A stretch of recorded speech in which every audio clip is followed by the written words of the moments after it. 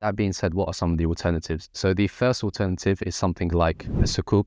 So a Sukuk is an entity, maybe a government such as the Saudi government. They may be wanting to invest in a infrastructure project or a railway or something like this, and they would like to raise funds for that. And from the profits of the project that they've raised funds for, that would be paid to you either quarterly, bi-yearly or yearly, for example. And really that's a low stake investment. You don't have to have a lot of upfront capital to start this, and many exchanges are listing Sukuk. Another option, which is a bit more higher starting capital, is entering the property market, which we're going to soon be making a video on. That essentially structures like rent-to-rent or buy-to-let properties, where essentially you are looking at an area that has high growth potential, but it's currently at quite a low market value. And once you purchase that property, you then go out and you put out on the market for rent. So that's another option. A third alternative is either the private equity market or the venture capital market.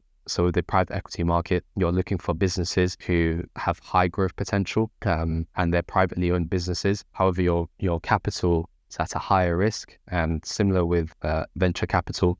For example, it's a company that is maybe a startup and they're operating within permissible companies, and there are some companies who are out there who are not dealing with interest-bearing loans. These companies, it's ideal if you're able to verify their business functions, how they are raising capital, and if you believe in their product, then it's an amazing opportunity to support the business and become a risk-sharing partner with them. So those are the 4 different options. So in summary, the 4 alternatives that were given is the Sukuk market, the real estate market, the private equity or the private businesses, and finally venture capital. And inshallah ta'ala,